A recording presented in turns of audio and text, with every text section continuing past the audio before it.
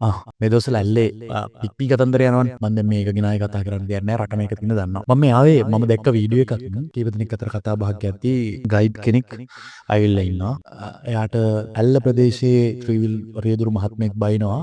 මම පික්නි එකෙන් රුපියල් 550ට යන්නේ නයින් ආච් එකට.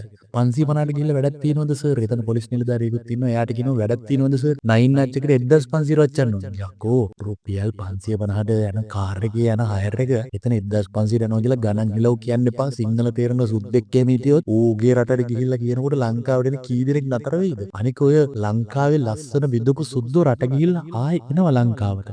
උන් ආයෙ මේ ලංකාවට එයිද? ওই වීඩියෝ එක කී දෙනෙක් දකිද්ද? එතකොට ෆොරිනර්ස්ලා කොහොම හරි මැච් එකක් ගහගෙන ඔය සිංහලෙන් කියන වචන ටික හොයාගත්තොත් එහෙම උන්ට මොනා හිතෙයිද? කාර් එකක් රුපියල් 550ට යන හයර් එක අපි 1500ක් දීලානේ ගියේ ත්‍රිවිල් එක කියලා. ඒ හින්දා පොඩ්ඩක් හිතලා බලන්න ඔය ගණන් ගලව ගියත් යාර මේ ගමුවේ ඉඳලා ගෙස්ලා වාහනේ ඉද්දි ඒ ඩ්‍රයිවර්ට කියන ඔයා පික්මී දුවන්න එපා කියලා. යකෝ කටුනායකින් හයර් එක අරගෙන ලංකාව වටේම ටුවර් එක යන ගමන් ඉන්නේ. ඇල්ලට ආපු ගමන් ඇල්ල නතර කරලා නයින් ආච් එක බලන්න උගේ වාහනේදී ටුක් එකක් දාගෙන ත්‍රිවිල් එකක් අරගෙන යන්න ඕනේ නෑ. ඉතින් හින්දා ඒ මිනිස්සයාට බයිද්දි ඒ මිනිස්සයා කියනවා කෑ ගහන්න එපා ගෙස්ලා ඉන්නවලු. ඒ මිනිස්සයා කොච්චර අසරණ වෙනවද?